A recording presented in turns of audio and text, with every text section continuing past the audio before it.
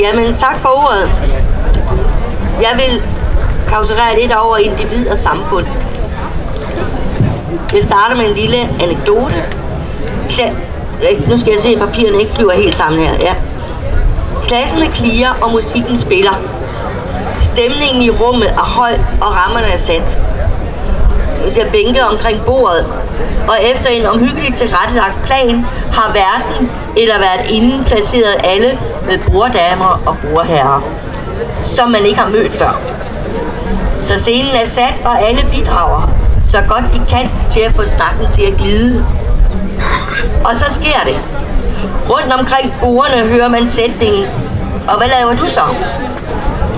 Herefter følger en kavalkade af mere eller mindre interessante redegørelser for, hvad folk laver i deres professionelle liv. Og så kører det. Vi sætter hinanden i bekvemme og genkendelige kasser, og snart glider snakken efterhånden, som bilen kommer indenbords. Jeg tror, at de fleste kender denne situation, og måske er nogen endda en lille smule trætte af det, af at det altid er denne måde, man skal indlede en samtale på.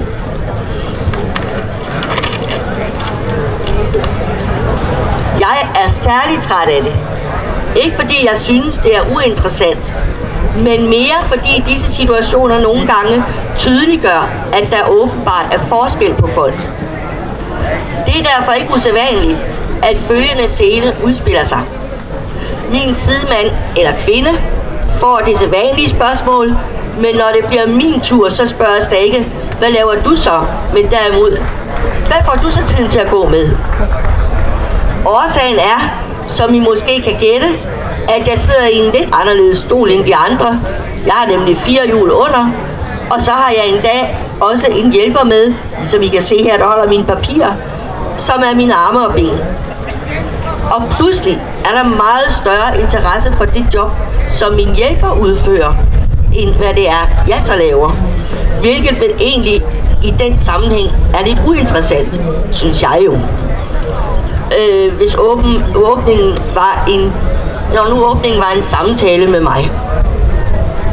For stik imod, hvad nogen tror, så er jeg jo et menneske, som går på arbejde hver dag og bruger min uddannelse og erfaring på at løse komplekse opgaver. Men det tror folk ikke ved første øjekast.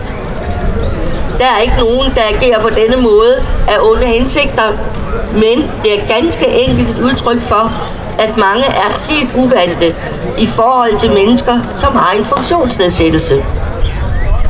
Vi lever i en tid, hvor der er stort fokus på økonomi og effektivitet, og hvor velfærdsstaten konstant er til diskussion.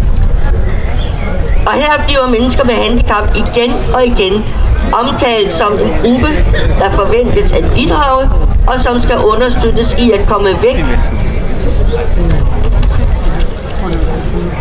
fra såkaldt passiv forsørgelse.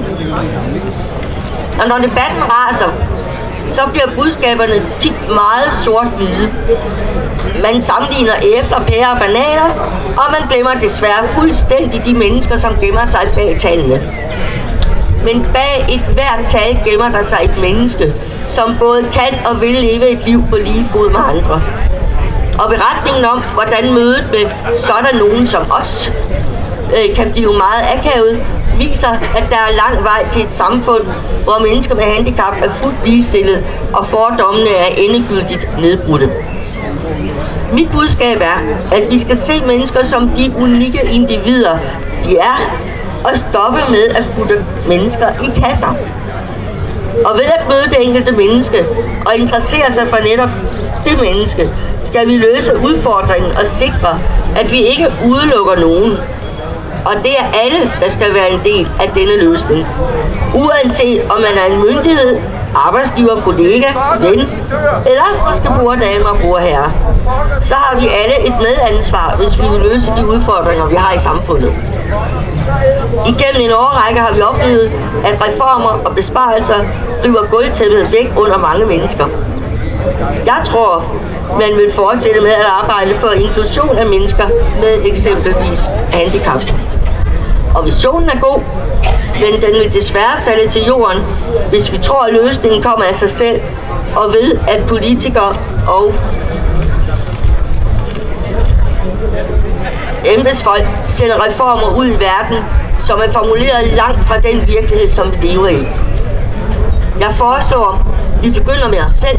I mødet med mennesker, som har andre udfordringer end flertallet, skal vi blive meget bedre til at se og interessere os for hinanden og alt det, det rummer.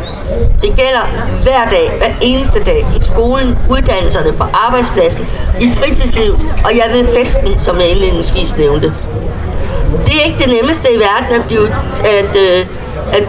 det er ikke det nemmeste i verden at blive god til at møde mennesker på i gåseøjne den rigtige måde. Selv slår jeg tit en skævert.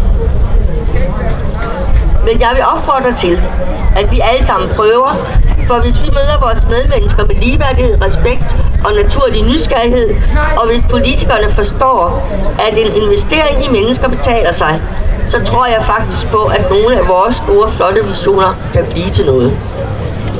Forandringer i samfundet begynder i de små. For eksempel i det første møde mellem mennesker. Vær ikke bange, smid fordomme og berøringsangsten over bord. Hils på nogen, du normalt ikke plejer at hilse på, og se hvad der sker. Tak for ordet, og fortsat godt folkemøde. Tusind tak til Susanne Olsen med hjælper fra Dansk Handicapforbund. Dejligt tale, og det var fuldstændig ret. Det er jo, man kan jo få meget mere ud af folk, hvis man investerer en lille smule i dem.